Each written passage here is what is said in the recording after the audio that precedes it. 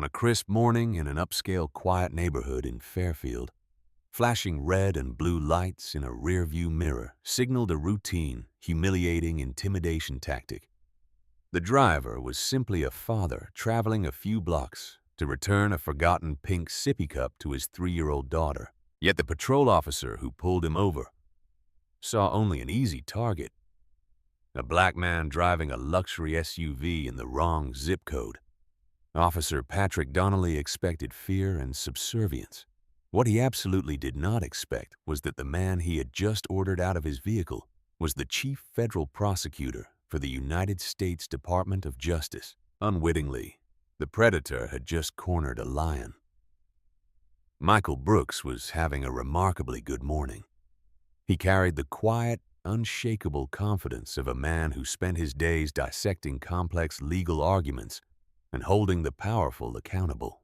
As the chief of the Civil Rights Division for the local U.S. Attorney's Office, his daily life was a relentless grind of grand jury subpoenas, wiretap authorizations, and high-stakes courtroom battles against corrupt officials and systemic civil rights violators. But today, Michael had taken a rare morning off. He and his wife, Rachel, had recently closed on a beautiful, sprawling colonial home in Fairfield, an affluent, predominantly white suburb just outside the city limits. Moving day was approaching, but Rachel had taken their 3-year-old daughter, Lily, to the new house to meet with an interior decorator. Michael had stayed behind at their old apartment to pack up his home office. He was knee-deep in cardboard boxes when he noticed it sitting on the kitchen counter. A brightly colored, heavily chewed plastic sippy cup decorated with cartoon flamingos. It was Lily's favorite cup. In fact, it was the only cup she would drink her apple juice from. Without it, nap time was guaranteed to devolve into a catastrophic meltdown. Smiling to himself, Michael grabbed his keys, snatched the cup off the counter, and headed out the door. He climbed into his black Volvo XC90, feeling a sense of deep satisfaction. He had worked his entire life from a working-class neighborhood on the South Side, through grueling years at Georgetown Law on a full scholarship, to the highest echelons of federal law enforcement, to provide a life of safety and comfort for his family. Fairfield was the physical manifestation of that achievement. The drive to the new house was peaceful. The autumn leaves were turning vibrant shades of orange and gold, lining the impeccably manicured streets of Fairfield. As Michael turned onto Maple Grove Drive, he relaxed into the plush leather seat, listening to a low-volume jazz station, the pink flamingo cup resting securely in the center console cup holder. 2 blocks behind him, positioned strategically behind a dense cluster of oak trees, sat Fairfield Police Department Cruiser 41. Inside the cruiser sat Officer Patrick Donnelly. Donnelly was a veteran of the force, a man whose career had stalled out at patrol due to a long, heavily redacted file of civilian complaints. Most of those complaints involved excessive force and racial profiling. But in a small, insular department like Fairfield's, the union had always managed to quietly sweep them under the rug. Donnelly had a chip on his shoulder, the size of a boulder. Convinced he was the last line of defense, keeping the riffraff out of his town. In the passenger seat sat Officer Ryan Matthews, a rookie fresh out of the academy. Matthews was nervous, eager to please, and already beginning to realize that the noble ideals he had been taught in training were not shared by his training officer. Donnelly's eyes narrowed as the sleek black Volvo cruised past their hiding spot. He tapped his fingers on the steering wheel, his gaze tracking the vehicle. "Look at this guy," Donnelly muttered, his voice dripping with sudden, unprovoked contempt. Matthews looked up from his clipboard. "The Volvo? What about it? Tinted windows. Out-of-state plates, well, city plates, close enough," Donnelly sneered, leaning forward. "And look who's driving it. You think a guy like that lives on Maple Grove?" Matthews squinted. "He's just driving, man, going the speed limit. Doesn't look like he's doing anything wrong." "That's because you don't know what to look for, rookie," Donnelly said, slamming the cruiser into drive and pulling out onto the road, rapidly accelerating to close the distance. Guys like that, driving cars like that in this zip code on a morning, he's either dealing or he's casing houses. We're gonna light him up. Matthews felt a knot tighten in his stomach. For what? We need probable cause. His license plate light is out. Donnelly lied smoothly, not even bothering to check. And he rolled that stop sign back on Pine Street. I didn't see him roll a stop sign. You need to pay better attention, Matthews. Donnelly snapped, hitting the switch. The light bar on the roof erupted into a blinding display of red and blue flashes. The siren let out a short, aggressive wail. Ahead of them, Michael Brooks glanced in his rearview mirror. He sighed, a heavy, tired exhale that had nothing to do with fear and everything to do with exhaustion. He had spent his entire career prosecuting men exactly like the one currently riding his bumper. He knew exactly what this was. He knew the statistics. He knew the grim reality of driving while black in an affluent suburb. Calmly, deliberately, Michael signaled and pulled the Volvo over to the shoulder, coming to a smooth stop beneath the shade of a large maple tree. He turned off the engine, rolled down all four windows, a standard procedure to put officers at ease, and placed both hands at 10 and 2 on the steering wheel. He glanced down at the pink flamingo cup in the console. Sorry, Lily, he thought. Daddy's going to be a little late. Officer Donnelly slammed his door shut with unnecessary force, adjusting his heavy utility belt as he strutted toward the Volvo. He had a specific swagger he used during these stops, a wide-shouldered, intimidating gait designed to make the driver feel small, isolated, and completely at his mercy. Rookie Matthews trailed a few steps behind, hovering near the rear bumper of the Volvo, his hand nervously resting near his radio. As Donnelly approached the driver's side window, he deliberately kept his hand resting heavily on the butt of his holstered sidearm. He leaned in, his face inches from the open window, his mirrored sunglasses reflecting Michael's calm, impassive face. License, registration, and proof of insurance, Donnelly barked, not bothering with a greeting or an explanation for the stop.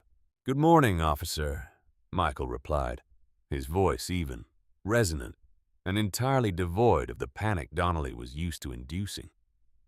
May I ask why I'm being stopped? Donnelly's jaw clenched. He hated it when they asked questions. He hated it when they did not immediately scramble to comply. I said, license and registration, Donnelly repeated, raising his voice a decibel, his tone sharp and commanding. You rolled a stop sign back on Pine Street, and your tint is too dark. Michael knew for a fact he had come to a complete stop at Pine Street. He also knew his factory standard windows were perfectly legal. But he didn't argue. Arguing on the side of the road with an aggressive cop was a fool's errand. You win the war in the courtroom, not on the asphalt. My wallet is in my back right pocket, and the registration is in the glove compartment, Michael stated clearly, narrating his movements. I am going to reach for them now.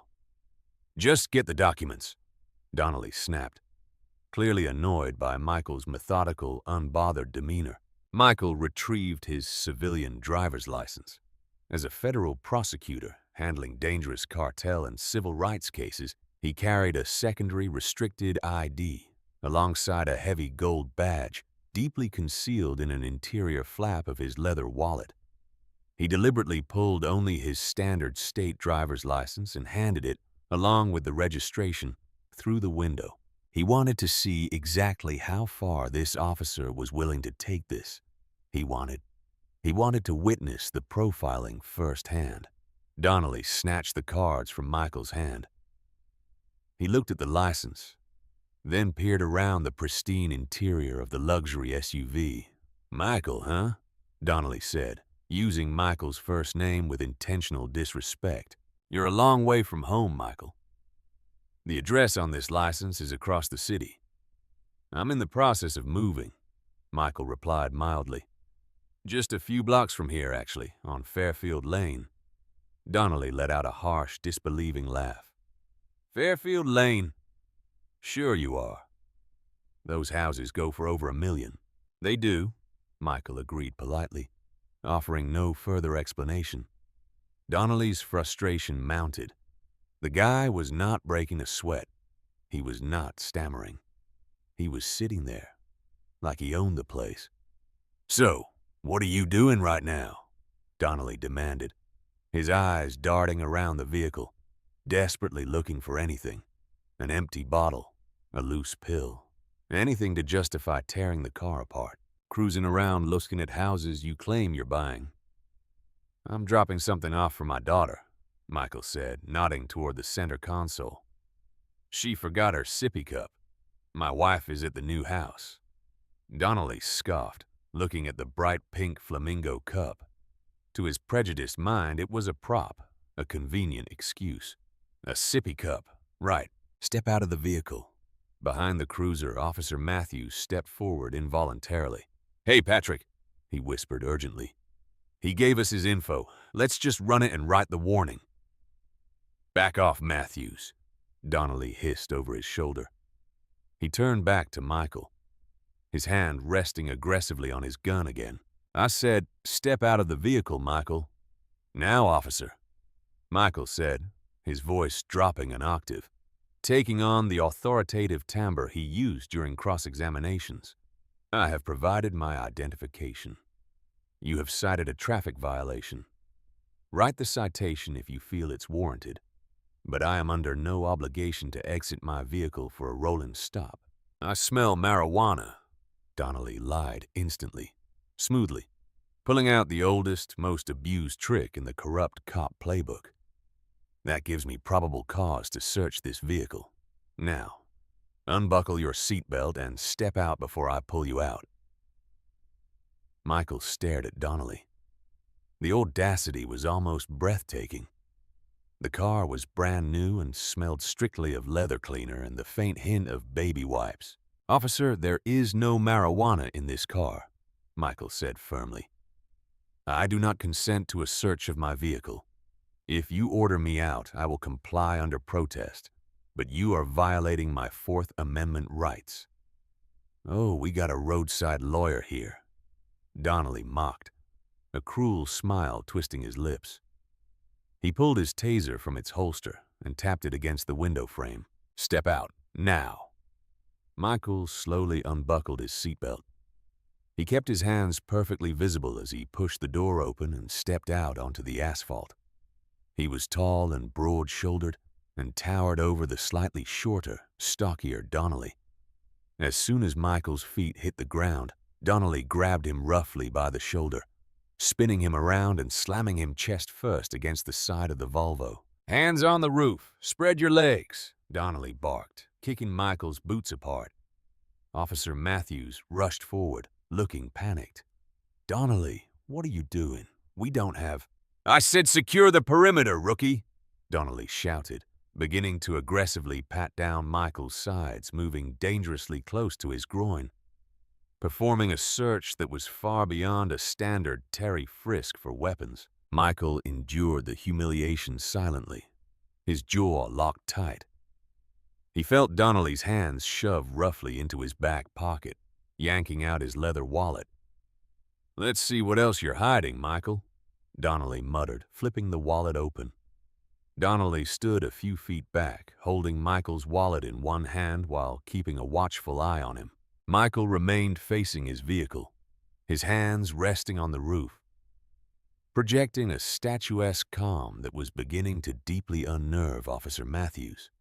"Sir, you do realize that rummaging through my wallet without a warrant or probable cause of a crime is an illegal search," Michael stated.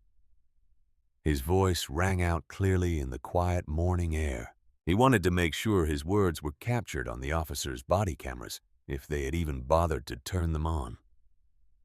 "Shut up," Donnelly snapped, shuffling through the credit cards.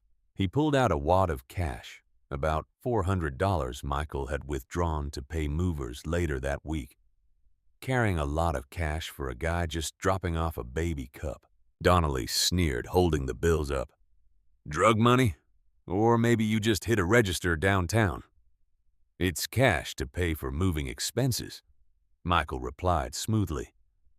And I strongly advise you to return my property and issue whatever traffic citation you intend to write. Donnelly ignored him, digging his fingers into the deeper, concealed fold of the leather wallet. You talk too much, Michael. Let's see what's in here. His fingers caught on something heavy, something metallic. Donnelly frowned, pulling the object free. The morning sun caught the brilliant gold of the badge, flashing brightly. It was mounted on a thick, dark blue leather credential case. Donnelly stared at it. It was not a standard police shield. It was an eagle, perched atop a crest, incredibly detailed and imposing. His eyes flicked to the heavy, embossed lettering wrapped around the seal. Department of Justice. A cold, creeping sensation began to crawl up the back of Donnelly's neck. His thumb slowly flipped open the leather credential flap attached to the badge. Inside was a severe, professional photograph of the man currently leaning against the Volvo. Beside the photo was the official seal of the United States of America, and bold, black text that seemed to burn itself into Donnelly's retinas. Michael A. Brooks, Chief Assistant United States Attorney, Civil Rights Division, United States Department of Justice. For 3 agonizing seconds, the world completely stopped spinning for Officer Patrick Donnelly. The air in his lungs vanished. The arrogant smirk melted off his face, replaced by an ashen, bloodless, slack-jawed horror. He had not pulled over a drug dealer. He had not pulled over a burglar. He had just illegally detained, assaulted, and illegally searched the highest-ranking federal civil rights prosecutor in the district, the literal man in charge of putting corrupt cops in federal prison. What? What is this? Donnelly stammered, his voice suddenly sounding very small, very reedy. He looked from the badge to Michael's back, his mind short-circuiting. Michael slowly took his hands off the roof of the Volvo. He turned around, brushing invisible dust off the lapels of his casual jacket. He looked down at Donnelly, not with anger, but with the cold, clinical precision of an apex predator that has just trapped its prey. That, Michael said, his voice ringing with absolute, crushing authority, is my federal identification. And you, officer, have just committed a textbook violation of Title 18, United States Code, Section 242. Deprivation of rights under color of law. Rookie Matthews, who had crept closer, saw the gold badge and the DOJ credentials.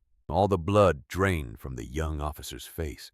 "Oh my God," Matthews whispered. "Sir, I didn't know." Donnelly choked out, taking a frantic step back, extending the wallet and the badge as if they were suddenly made of burning coals. You should have. You should have identified yourself as law enforcement. Michael did not take the wallet. He let Donnelly stand there, holding it awkwardly. "Why?" Michael asked softly. His eyes bored into Donnelly's soul. "So you could have let me go and then done exactly this to the next black man who drove through this neighborhood without a federal badge to protect him."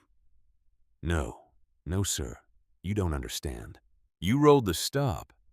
"We both know I didn't roll the stop sign, officer," Michael interrupted, his tone chillingly calm. "We both know my windows are legal. We both know you don't smell marijuana. You profiled me. You fabricated probable cause. You ordered me out of my vehicle under threat of a taser. You assaulted me during an illegal pat-down. And you conducted an unwarranted search of my personal property." Michael finally reached out and snatched his wallet back from Donnelly's trembling hand. He flipped it closed and slid it into his pocket. "What is your badge number, officer?" Michael demanded. "Donnelly." The cop stammered, his bravado entirely shattered. "Officer Patrick Donnelly, badge 744. Look, Mr. Brooks, Chief Brooks, this was just a misunderstanding, a simple mistake. It wasn't a mistake, Officer Donnelly. Michael corrected him, stepping closer. It was a choice, and it's a choice you are going to answer for. Michael turned his gaze to the terrified young rookie. And you are? Officer Matthews, sir? The rookie squeaked, standing at strict attention. Ryan Matthews, sir, I told him you didn't run the stop sign. Michael studied Matthews for a moment, noting the genuine panic and regret. We'll see what the dash cam and your body cams have to say about that, Officer Matthews, assuming they were on. Mine is on, sir! Matthews practically shouted, tapping the square device on his chest. Donnelly shot Matthews a look of pure, venomous betrayal, realizing his own rookie had just nailed his coffin shut. Donnelly's hand instinctively drifted toward his chest. His own camera was completely black, deliberately powered off before he stepped out of the cruiser.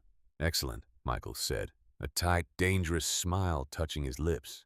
He reached into his pocket, pulled out his cell phone, and dialed a number. Chief Brooks, Donnelly pleaded, panic fully taking over. His career was flashing before his eyes, his pension, his freedom. Please, let's just talk about this. Michael held up a single finger, silencing the cop instantly. He put the phone to his ear. Yes, dispatch, Michael said into the phone, his eyes never leaving Donnelly's pale, sweating face. This is Michael Brooks, Chief of the Civil Rights Division, Department of Justice. I need you to connect me directly to your Chief of Police. Immediately.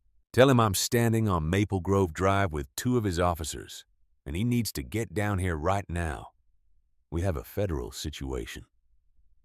Michael lowered the phone, looking at the man who had tried to humiliate him just minutes prior. You wanted to see what I was doing in your town, Officer Donnelly? Michael asked softly. You're about to find out.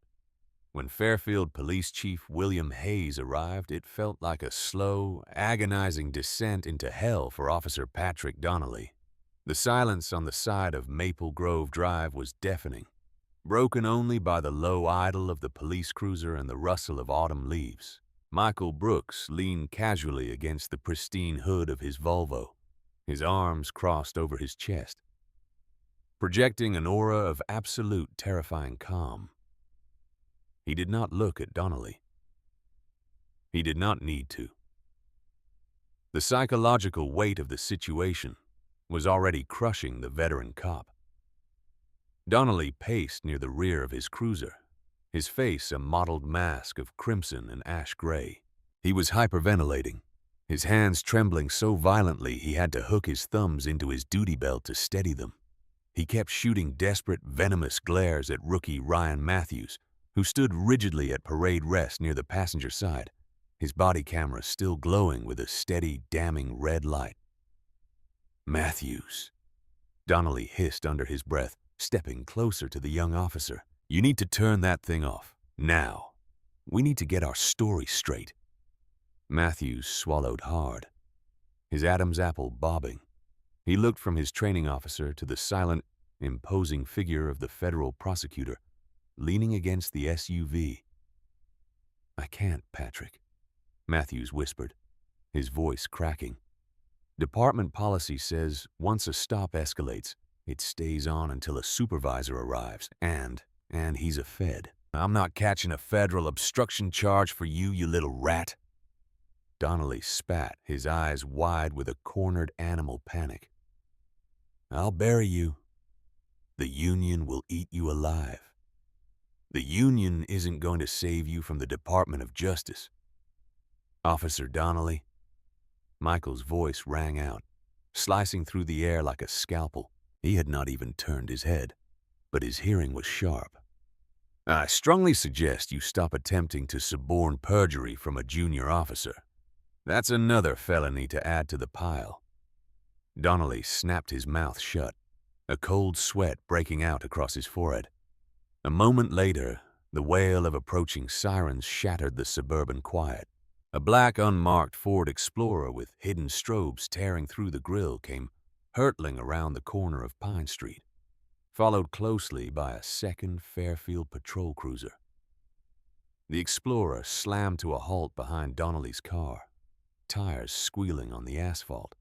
Chief William Hayes shoved his door open before the vehicle was even fully in park. Hayes was a pragmatic, politically savvy man in his late 50s. He had spent the last few years trying to modernize the Fairfield department and distance it from its good old boy reputation. When dispatch told him that Michael Brooks, the bulldog of the U.S. Attorney's Civil Rights Division, a man Hayes had literally attended a joint task force briefing with months prior, was being held at gunpoint by one of his patrolmen. Hayes had nearly suffered a myocardial infarction. "Chief Brooks!" Hayes shouted, practically jogging toward the Volvo, completely ignoring his two officers. "Michael, are you all right? What the hell is happening here?" Michael stood up straight, offering a curt, professional nod. "I'm physically unharmed, Chief Hayes, though I can't say the same for my Fourth Amendment rights." Hayes turned on his heel, his face contorted in absolute fury as he locked eyes with Donnelly. "Donnelly, what did you do?" "Chief, it's a misunderstanding," Donnelly blurted out, the words tumbling over each other.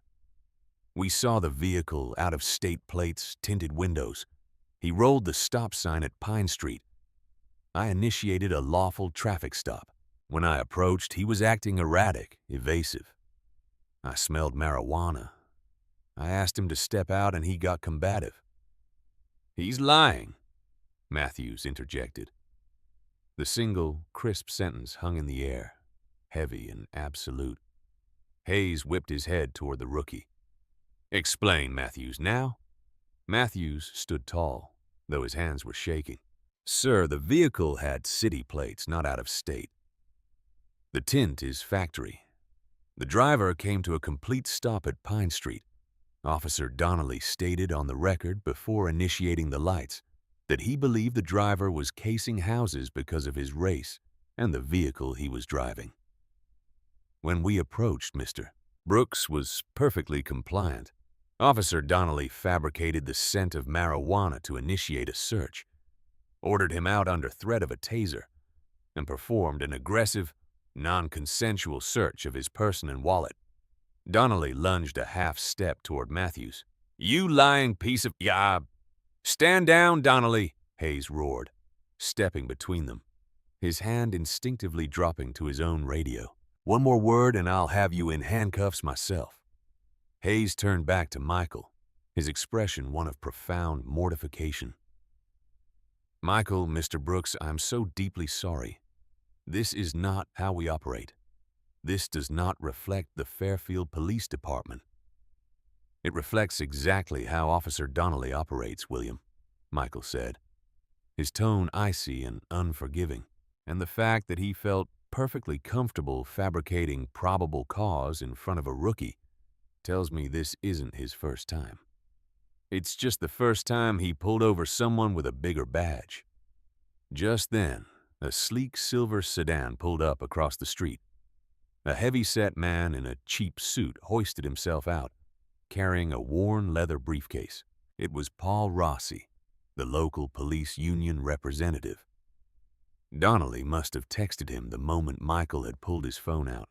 Rossi swaggered over, exuding unearned confidence.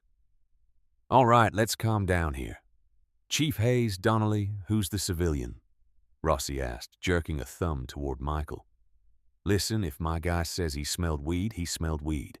We have qualified immunity. You can't just bully a cop for doing his job." Michael looked at Rossi, a slow, predatory smile spreading across his face. "You must be the union rep," Michael said smoothly, reaching into his pocket and slowly pulling out his leather credential case. He flipped it open, letting the gold DOJ shield catch the mid-morning sun. "I am Chief Assistant U.S. Attorney Michael Brooks. And I'm not a civilian, Mr. Rossi. I am the federal government, and I'm not bullying your officer. I am informing him that he is currently the primary subject of a federal civil rights investigation." Rossi's swagger evaporated instantly. He stared at the badge, then looked at Donnelly, who was now weeping silently, large tears tracking through the sweat on his face. "Oh," Rossi said, his voice dropping an octave. "Oh, Jesus."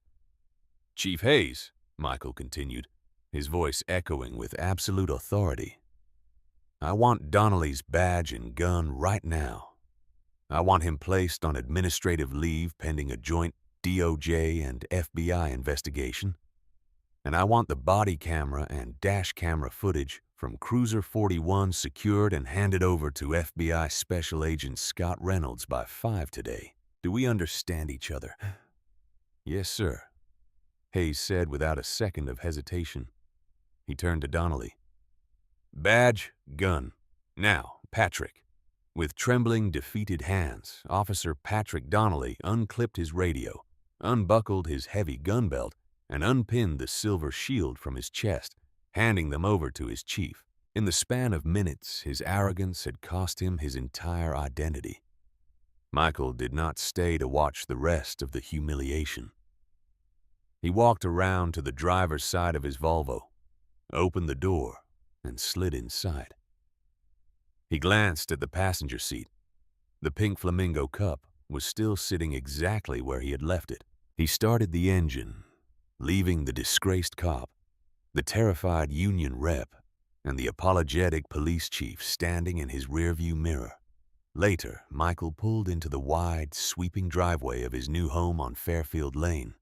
The house was magnificent, a sprawling brick colonial with white pillars and a perfectly manicured lawn. Moving trucks would not arrive until next week. But Rachel's car was parked in the driveway. Michael took a deep, steadying breath, letting the residual adrenaline of the confrontation bleed out of his system. He grabbed the pink flamingo cup, stepped out of the car, and walked up to the heavy oak front door.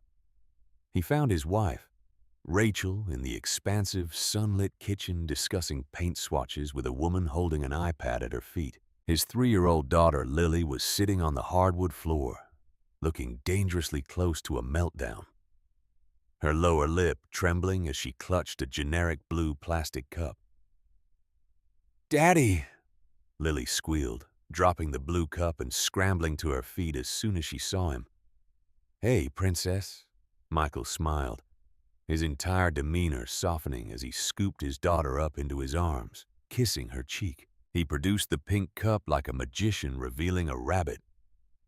"Look what I found!" Lily gasped, grabbing the cup with both hands, her impending crisis instantly averted. Rachel walked over, offering a grateful smile.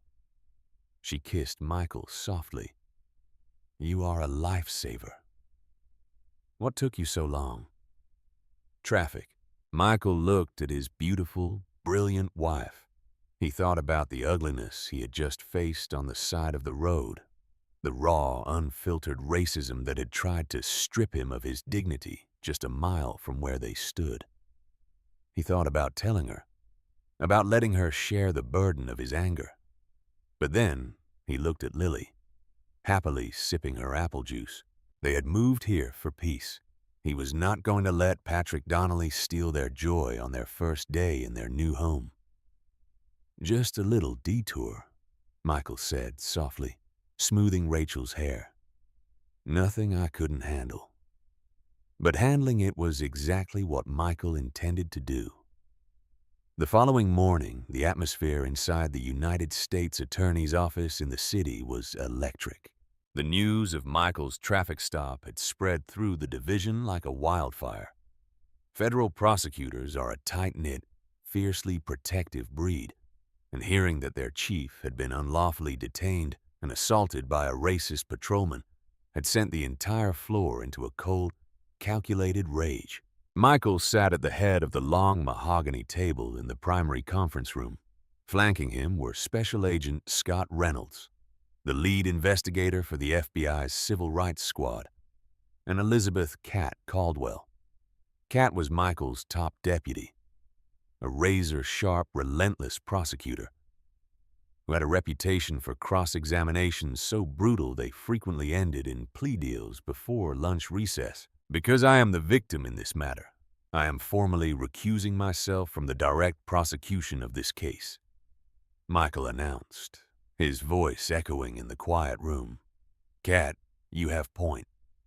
Scott, your lead on the investigation." Kat Caldwell smiled, a sharp, dangerous expression that boded very ill for Patrick Donnelly. "Gladly. We received the body cam footage from Chief Hayes last night. It's a masterpiece of constitutional violations." She tapped her laptop, projecting the footage onto the large screen at the end of the room. The video played from Rookie Matthews' perspective. It showed the entire stop in crystal clear, high-definition audio and video. It captured Donnelly's initial racist remarks about casing houses, the fabricated stop sign violation, the aggressive pat-down, and the horrifying moment Donnelly realized exactly whose wallet he had just illegally searched. It's a slam dunk for a Section 242 violation. Deprivation of rights under color of law, Kat noted, pausing the video on Donnelly's pale, terrified face. "But a single bad stop usually just gets a cop fired. Maybe probation. We want him in federal prison. We need to establish a pattern and practice. We're already on it." Agent Reynolds chimed in, sliding a thick stack of manila folders across the table. "I had a team execute a warrant on the Fairfield PD Internal Affairs servers at dawn this morning. The department has been suppressing citizen complaints against Donnelly for years. We found 23 separate incidents of alleged racial profiling, illegal searches, and excessive force against minority drivers. The union and a former deputy chief buried every single one of them." Michael's eyes narrowed as he flipped through the files. This was the real tragedy. He had the power to fight back, but 23 other people had not. 23 ordinary citizens had been humiliated, terrified, and legally abused by a man sworn to protect them, all because of the color of their skin. "There's more," Reynolds said, his voice grim. "We seized Donnelly's department-issued cell phone. We found a private WhatsApp group chat with 4 other veteran Fairfield officers. They called themselves the Gatekeepers. Donnelly regularly posted photos of minority drivers he had pulled over, bragging about fabricating probable cause to search their vehicles to keep the trash out of the zip code." A heavy silence fell over the conference room. This was not just a single racist cop. It was a localized, systemic cancer. "Right," Kat Caldwell said, her voice dropping to a dangerous purr. "Draft the grand jury subpoenas. I want the phone records of every officer in that chat. I want the union rep, Paul Rossi, brought in for questioning regarding the suppression of IA files.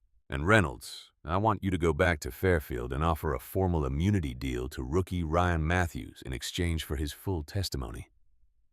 "The hard karma is about to hit," Reynolds muttered, gathering his files. In the days that followed, the quiet suburb of Fairfield was completely upended by the wrath of the federal government. The DOJ did not just knock on the door. They kicked it off the hinges. Officer Patrick Donnelly sat in his modest living room, watching his life disintegrate on the evening news. He had been officially fired from the force. The police union, terrified of the massive federal conspiracy probe Kat Caldwell was wielding like a broadsword, completely abandoned him, refusing to fund his legal defense. Donnelly had hired a sleazy, second-rate defense attorney who had taken one look at the body cam footage, read the transcript of rookie Matthews' grand jury testimony, and bluntly told Donnelly to start packing his bags for a federal penitentiary. The final blow came when he was sitting at his kitchen table, staring into a cold cup of coffee, and the heavy, rhythmic pounding on his front door startled him. He did not even have to look out the window to know who it was.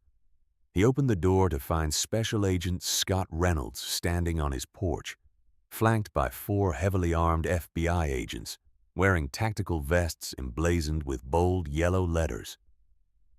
"Patrick Donnelly," Agent Reynolds said, his voice entirely devoid of sympathy. "I have a warrant for your arrest, issued by a federal grand jury, for multiple violations of Title 18, United States Code, Section 242, as well as federal conspiracy to deprive civil rights." Donnelly did not fight. He did not argue. The arrogant swagger of the man who had terrorized Maple Grove Drive was entirely gone, replaced by the hollow, broken stare of a man who finally realized he was not above the law. He slowly turned around and placed his hands behind his back. The cold steel of the handcuffs clicked shut around his wrists, sounding remarkably like a judge's gavel slamming down in an empty courtroom. As he was led down his walkway and pushed into the back of a dark federal SUV, Donnelly looked up at the gray sky, realizing the bitter, inescapable truth. He had spent his life thinking he was the predator, prowling the streets for the weak and the vulnerable.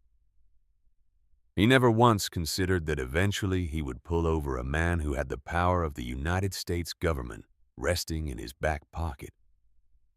The United States District Court for the Eastern District was a monolith of polished marble, rich mahogany, and silent, imposing authority.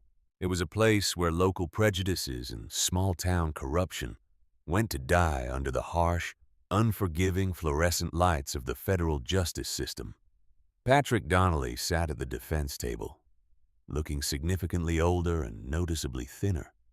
The tailored dark gray suit he wore hung loosely on his frame, a stark contrast to the tight, intimidating police uniform he used to wear like a suit of armor. Beside him sat his high-priced defense attorney, Richard Blackwell, a man known for aggressive, borderline unethical tactics designed to muddy the waters and confuse juries. Blackwell had been retained by a quiet, anonymous defense fund, scraped together by the remaining corrupt elements of the Fairfield Police Department. They were desperate. They knew that if Donnelly fell, he might drag the rest of them down with him. At the prosecutor's table sat Elizabeth "Cat" Caldwell, looking impeccably sharp and terrifyingly serene. She was reviewing her notes for the pretrial evidentiary hearing. Michael Brooks sat in the gallery directly behind her. He was technically just a civilian victim in this specific proceeding, but his mere presence in the courtroom was a gravitational force that made Donnelly break out in a cold sweat every time he glanced over his shoulder. Judge Harold Whitaker, a no-nonsense jurist with a notoriously low tolerance for police misconduct, took the bench. "Mr. Blackwell," Judge Whitaker began, peering over his reading glasses, "I have read your motion to dismiss the charges based on a lack of established pattern and practice. You are also moving to suppress the testimony of Officer Ryan Matthews." "Yes, Your Honor," Blackwell said, standing up and buttoning his suit jacket. "The prosecution is relying heavily on the testimony of a rookie officer who was clearly intimidated by the sudden appearance of his superior in this case. Chief Brooks, Officer Matthews changed his story under duress. Furthermore, my client's actions, while perhaps overzealous, were an isolated incident of poor judgment, not a federal conspiracy." Cat Caldwell did not even stand up. She simply leaned toward her microphone. "Your Honor, if I may," Cat said, her voice smooth and dangerous. "The United States would like to enter new evidence into the record that directly addresses Mr. Blackwell's claims of an isolated incident and his concerns regarding Officer Matthews' state of mind." Judge Whitaker nodded. "Proceed, Ms. Caldwell." A short time before the hearing, Cat began, standing up and handing a thick file to the bailiff to pass to the judge, and another to a suddenly very nervous Richard Blackwell. Officer Ryan Matthews found a severed pig's head resting on the hood of his personal vehicle in his driveway. Attached to it was a note that read, "Rats bleed too." A collective gasp echoed through the gallery. Donnelly's face went completely ashen. He shot a panicked look at Blackwell, who was frantically reading through the new file. his own face draining of color. "Witness tampering," Judge Whitaker stated, his voice dropping to a dangerous rumble. "Yes, Your Honor," Kat confirmed, her eyes locking onto Donnelly. But the perpetrators were not particularly bright. They used a burner phone to coordinate the intimidation tactic, assuming the federal government is as technologically inept as they are. Special Agent Scott Reynolds obtained a geofence warrant for the cell towers surrounding Officer Matthews' home. Cross-referenced the burner phone's activation location and traced the purchase of the phone to a local convenience store. Kat paused, letting the silence hang in the courtroom for maximum dramatic effect. "We pulled the security footage from that convenience store, Your Honor," Kat continued. "The men purchasing the burner phone were Fairfield police officers Peter Higgins and Daniel Fowler. Both men are active participants in the Gatekeepers group chat with the defendant. We executed arrest warrants for Higgins and Fowler earlier. They are currently in federal custody and they have already begun to talk." The twist hit Donnelly like a physical blow to the chest. His brotherhood. His loyal friends who had promised to help him beat the rap. The very men who had funded Blackwell's retainer had just committed a massive federal felony trying to silence a witness, and in doing so, they had handed the DOJ the exact leverage needed to shatter the entire conspiracy. To save themselves from a lengthy sentence for federal witness tampering and obstruction of justice, Kat said, delivering the final crushing blow, "Officers Higgins and Fowler have formally flipped. They have signed proffer agreements, admitting that the Gatekeepers routinely fabricated probable cause, falsified police reports, and actively targeted minority drivers in Fairfield. They have named Patrick Donnelly as the primary instigator of these practices." Blackwell slowly sank back into his chair, dropping the file onto the table. He looked at Donnelly with pure, unadulterated disgust. Blackwell was a shark, but he was not a fool. The case was completely, irreparably dead. "Your Honor," Blackwell mumbled, his aggressive bluster entirely gone. "The defense requests a brief recess to confer with my client."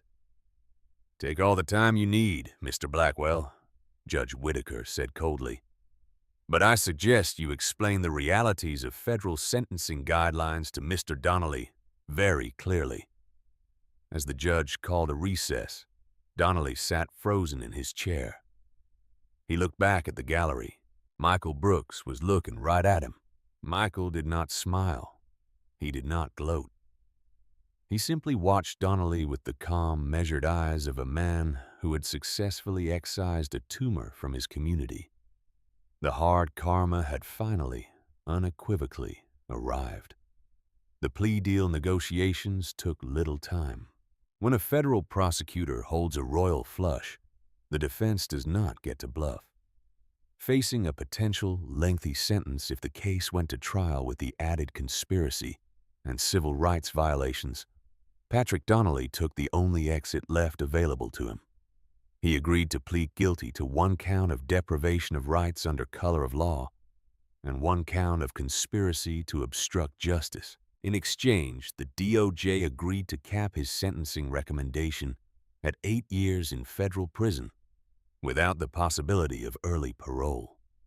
The sentencing hearing took place later. The courtroom was packed. Local news stations had picked up the story, framing it as a massive victory for civil rights and a humiliating reckoning for the Fairfield Police Department. Chief William Hayes had already been forced to resign by the city council, and the department was placed under a strict federal consent decree, essentially transferring oversight of their operations to the DOOJ.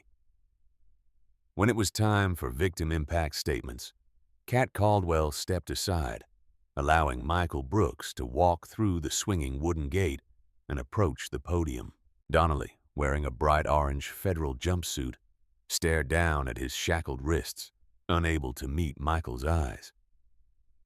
"Your Honor," Michael began, his voice resonant and steady, filling the large room.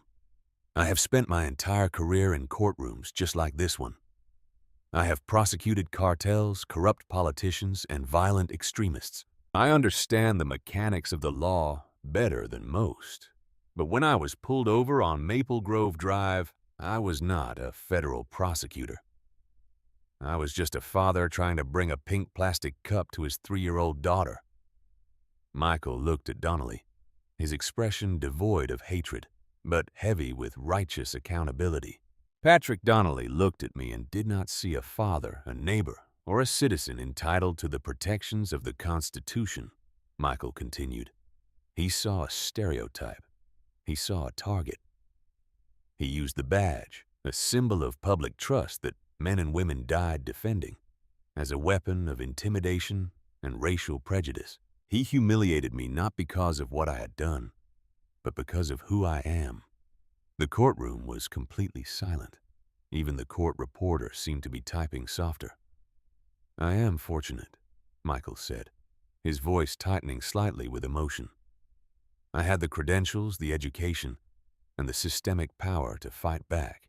But as I stand here today, I am thinking about the 23 other names in the Fairfield Internal Affairs files, the citizens who did not have a gold shield in their pocket, the people whose complaints were thrown in the trash, whose voices were silenced, and whose dignity was stolen on the side of a road by this man." Michael paused, letting his gaze sweep over the gallery before returning to the judge. "Justice is not just about punishing the guilty," Michael concluded. "It is about restoring the balance. It is about sending a clear, undeniable message that the law applies equally to everyone, especially to those who enforce it." Mr. Donnelly believed he was the gatekeeper of his community. Today, I ask this court to show him that the only gates he will see for the next 8 years are made of iron. Michael stepped away from the podium and walked back to his seat. Judge Whitaker did not hesitate. He looked down at Donnelly with utter contempt. "Patrick Donnelly, you are a disgrace to the uniform you once wore. You abused your authority. You terrorized innocent citizens, and you poisoned the well of public trust. The United States accepts your guilty plea." The judge slammed his gavel down with a sharp, final crack. "I sentence you to 8 years in federal prison. Remand the prisoner into custody." 2 U.S. Marshals stepped forward, grabbing Donnelly by the arms and leading him toward the side door. Donnelly looked back one last time, his eyes searching the room, finding only cold indifference. The door clicked shut behind him, sealing his fate. Later that evening, the sun was setting over the quiet, affluent streets of Fairfield. The autumn air was crisp and cool. Michael Brooks pulled his Volvo into the driveway of his beautiful brick colonial home. The moving boxes were mostly unpacked, and the house had finally begun to feel like a home. He turned off the engine and sat in the quiet for a moment, letting the profound weight of the day finally wash off him. He walked up to the front door and unlocked it. The smell of roasted chicken and garlic filled the air. "Daddy!" Before he could even take his coat off, tiny footsteps came thundering down the hallway. Lily, wearing mismatched pajamas, launched herself at his legs, giggling wildly. Michael laughed, a deep, genuine sound that chased away the lingering shadows of the courtroom. He scooped her up, throwing her gently into the air before catching her, burying his face in her curls. Rachel walked out of the kitchen, wiping her hands on an apron. She smiled, her eyes shining with quiet pride. She knew what had happened in court that day. The whole city knew. But right now, in this house, there were no federal cases, no corrupt cops, and no grand juries. "You're home," Rachel said softly, leaning in to kiss him. "I'm home," Michael agreed. He carried Lily into the kitchen, setting her down in her high chair. On the tray in front of her, holding a fresh pour of apple juice, sat the brightly colored, heavily chewed plastic sippy cup decorated with cartoon flamingos. Michael reached out and tapped the cup with his index finger, a small, knowing smile touching his lips. It was just a piece of cheap plastic, but to Michael, it was the most valuable thing in the world. It was the catalyst that had brought down a tyrant, protected his community, and reminded him exactly why he fought so hard for justice every single day. He sat down at the dinner table with his family, safe, secure, and completely at peace. The neighborhood of Fairfield was finally exactly what it was supposed to be, a home. The story of Michael Brooks and Patrick Donnelly serves as a gripping reminder that true power does not lie in a badge used for intimidation, but in the unwavering rule of law. What began as a mundane errand to return a child's cup escalated into a profound reckoning for systemic corruption. Donnelly's tragic flaw was his arrogant assumption that prejudice could shield him from consequence.